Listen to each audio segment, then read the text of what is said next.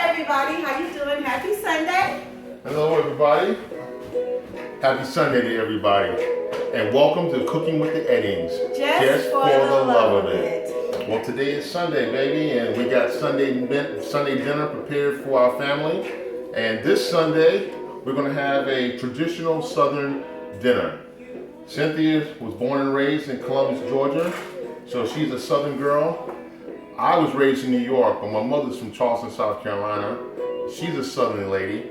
And when we prepare meals for our kids at the home on Sunday, we try to go with a traditional Southern meal. And today, we're gonna have a little mixture of both of our favorites.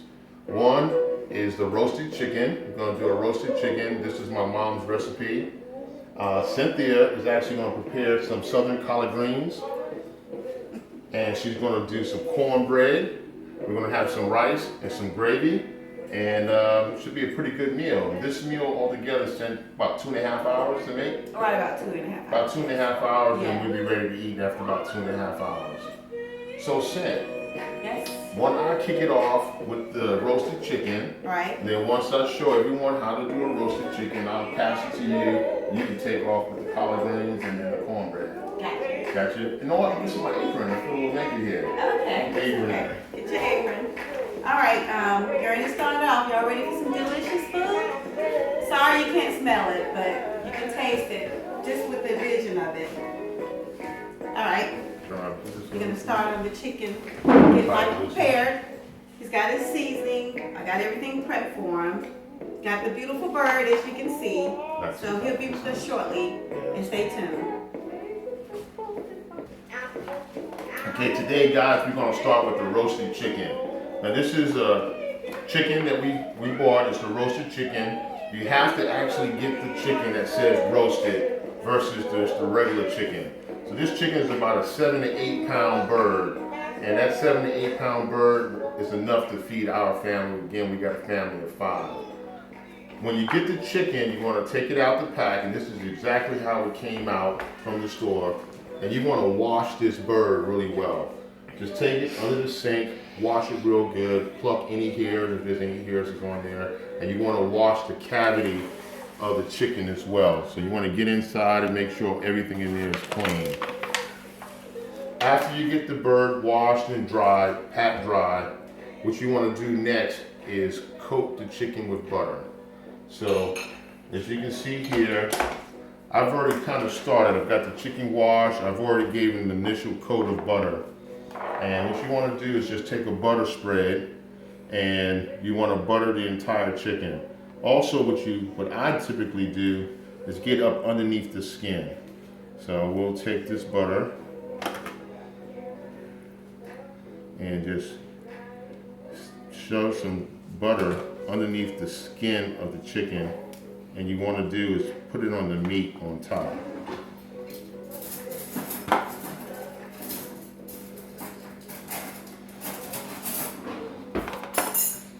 Can I get another spoon? Sure.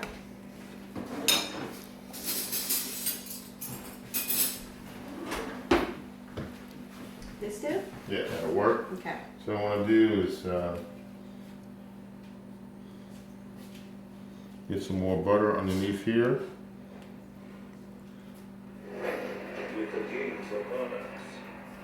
And once you have your butter, you want to just spread the butter over the chicken.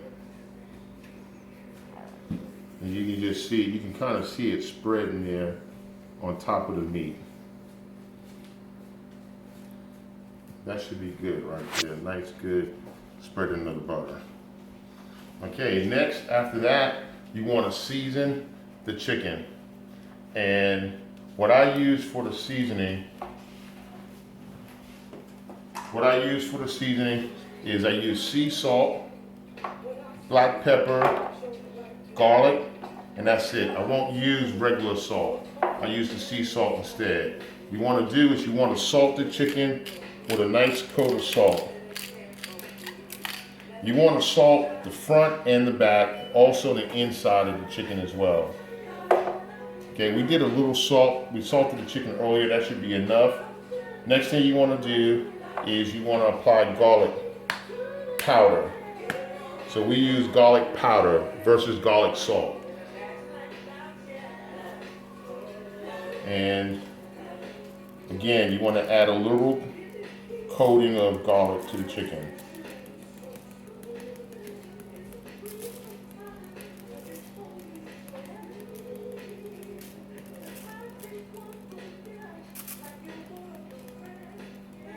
And you also want to get on the inside of that chicken.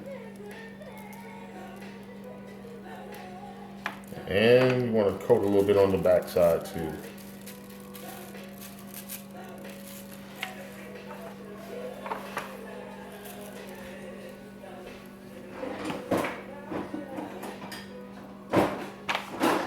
Okay, the next item would be the peppers. And you want to use black pepper.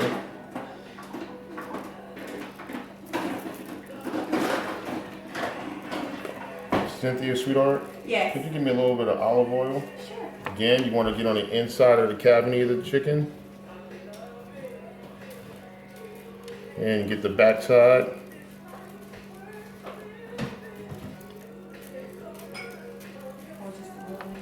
The chicken could hold seasoning well, so don't worry too much about if you went too much or too little. The chicken could take the seasoning very well. And this is just really a little light seasoning. You can go heavier than what I'm doing. That's smelling really good right now. Okay, once you get your black pepper on, the chicken, you got your black pepper, the garlic, and your salt. The chicken is seasoned. What you want to do is stuff the cavity of the chicken.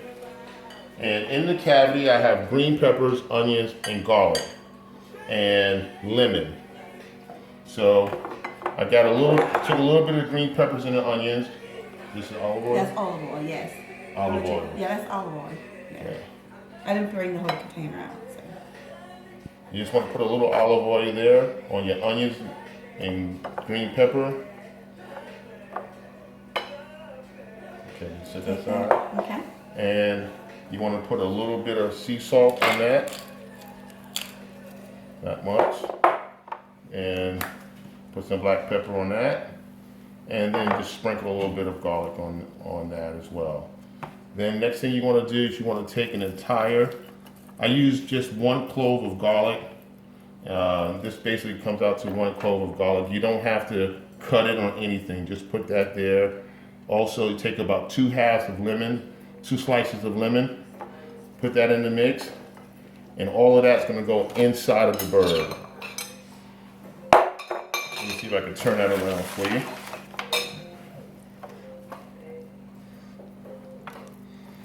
Stuff that bird.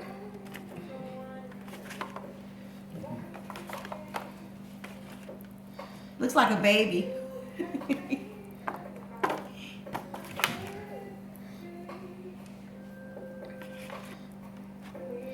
You know, people think this is such a difficult dish to make, but you know, dads, y'all can do this dish. It's not as bad as it seems, and it comes out great.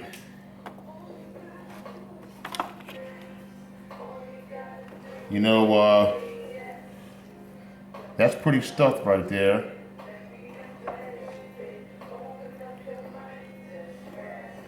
Okay. Great. Yeah. Okay, that bird is good and stuffed. After you get your chicken stuffed, the next thing you want to do is tie your legs off. Okay? And we're going to pause for 1 short second, and I'm going to go ahead and get a tie down for the legs. We'll tie the legs down, we'll come back, and this bird will be ready to go in the oven. Okay, guys, look, we just have standard yarn. You just cut a piece of this yarn, and you're going to use this string to tie the chicken legs off, and this could bake in the oven without any problems. You don't have to worry about it burning. So I've already got my string partially tied. I want to finish tying that.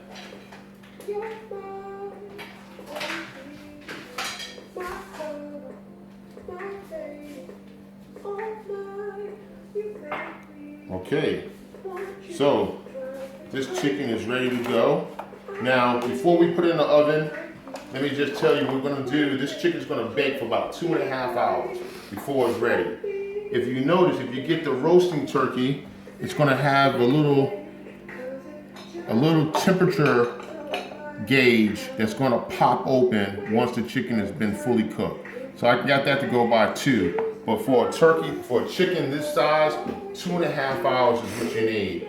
I'm gonna let this bake uncovered for 1.5 hours and then cover it for the last hour with aluminum foil and let it cover that way.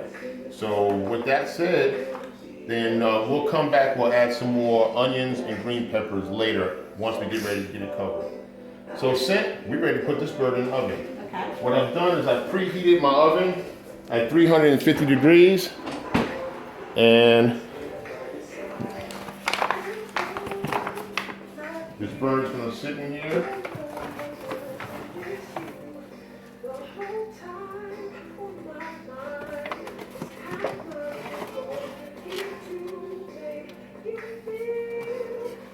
And that's gonna bake for 1.5 hours. So we're at 7, by 8:30 we'll come back and check on this. Great. So coming up next, it's gonna be Cynthia. She's gonna throw down on her southern collard greens. Hello, welcome back to Cooking with the Eddings, Just for the Love of It. I'm going to start cooking the collard greens, and the fun part about this is, of course, cleaning the collard greens. You got to make sure that you get these out. These are called the stalk. You got to get these out of the collard greens, because if not, your collard greens would be crunchy. So the time spent is pretty much cleaning the collard greens, getting the stalks out of it, and making sure that they're freshly clean. I'm a country girl, and I've kind of picked up the traits from my grandmother, my mother, my auntie. All of them make good collard greens, and my sister, she's good at collard greens, so I kind of had to get my own style with it. And we're trying to do healthy over here a little bit, but you know, sometimes food is good with just neck bones and fat backs or whatever you want to put in your collard greens. We chose to use smoked turkey. Come over and I'll show you the turkey. While I was preparing my collard greens, cleaning them, I started boiling the turkey, smoked turkey legs. And you can also eat this as a form of meat, just to give the water some taste. You got to season your water, and I usually use salt, pepper, a little bit of garlic powder, and chopped onions, and mix it in. And it takes these babies at least about a good 2 hours to cook till they're tender, till the meat falls off the bone. And it can spread into the greens and give it a little taste.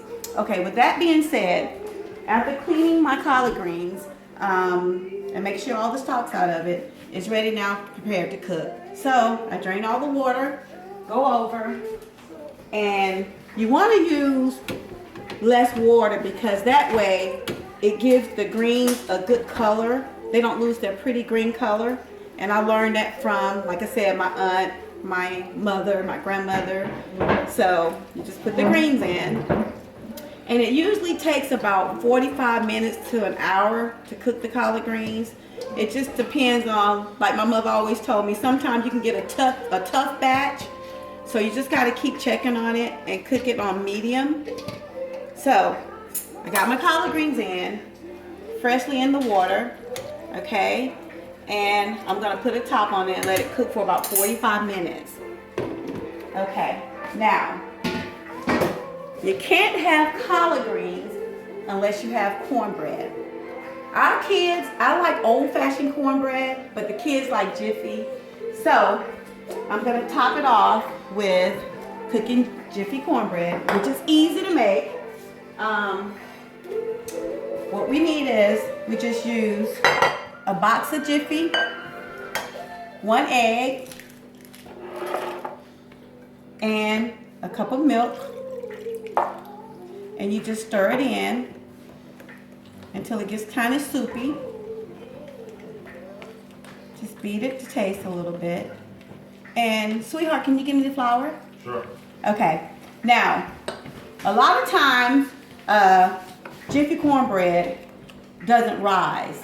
So I've learned this little trick, which probably a lot of you guys already know. Just use a little flour in it to let it rise. get all the lumps out of it. Stir up the egg and the milk. And in a few seconds, I'm gonna add a little bit of flour. Thanks, baby. Just take a little flour, add the flour, and just stir in the flour, and it's gonna help the Jiffy cornbread rise. Get the lumps out of it.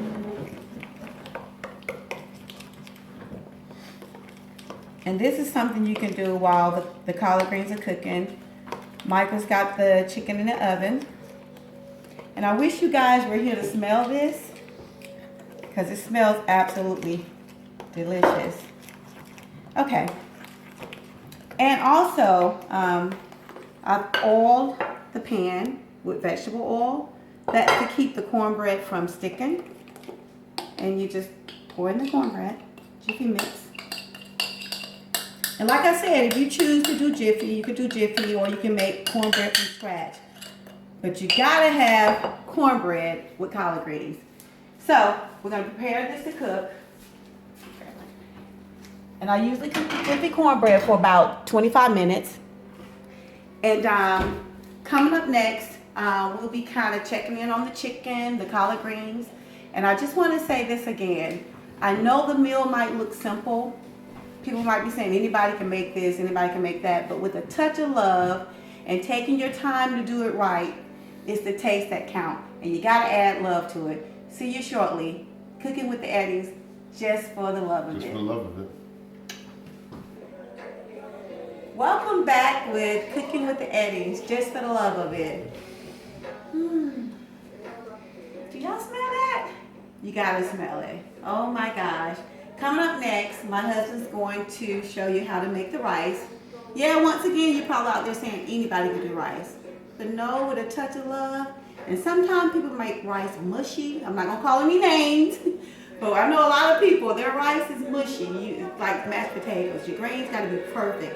And I promise you, I'm not just saying this, his grains are perfect. Even I can't make rice like he can. Coming up next, he'll be showing you how to make his rice. Oh, you flatter me, Cynthia. It's the truth. You flatter me. It's the truth. Well, rice is really is simple. If you just follow a few simple steps. First of all, you want to start off, we use long grain rice. There's no taste like regular home cooked made long grain rice.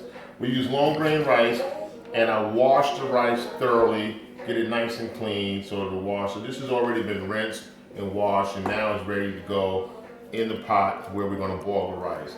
Okay, so once the rice has been washed, what you want to do is you want to get your measurements down first. For our family, this is 4 cups of rice. That's going to feed our family, 4 cups of rice. No matter how many cups of rice you use, the amount of water you use is always one level above the amount of rice you use. So if I did 4 cups of rice, you want to use 5 cups of water. If you're using 1 cup of rice, you do 2 cups of water. Keep it simple. Your rice is going to come out perfect. The first thing you do is you take your water and you boil your water. So our water has been boiling now, so everything has come to a boil. After that, I add a little bit of, one tablespoon of salt to the water. Stir that in. Excuse me, that's butter. 1 tablespoon of butter to the water. Just stir that into the rice. Also, you want to just go ahead and put a little bit of salt in your water. Not a whole lot. That's enough salt right there for your water. Okay, now once you bring your water to a boil, it's got the butter, it's got the salt, you want to just go ahead and pour your rice into the water.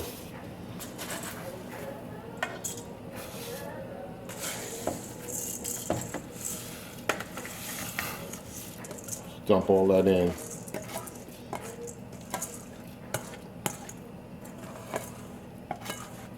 And this is on real high.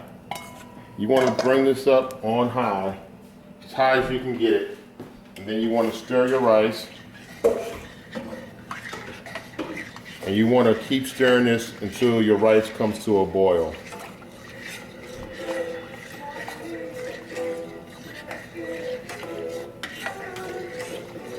So let that sit for a while. Let that water boil. Should boil in about another 10, 20 seconds. That thing should be coming to a boil.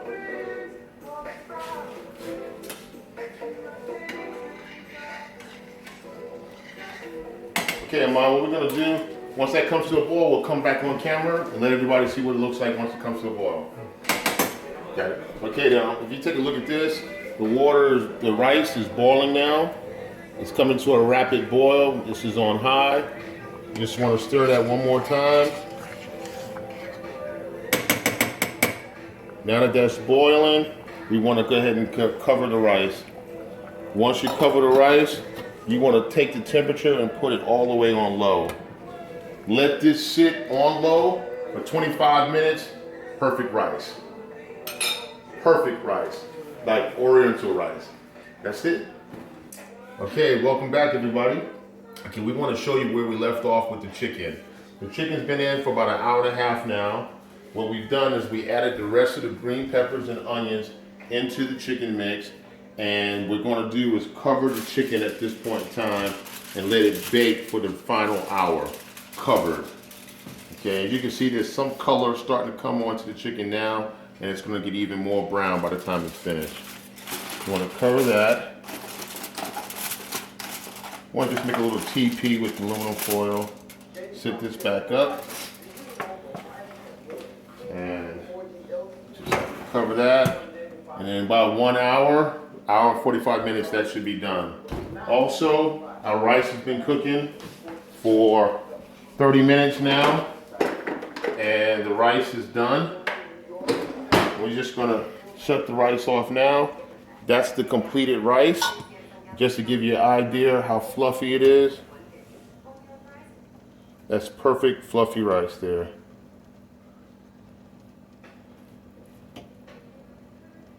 That is done. We just let this stay on.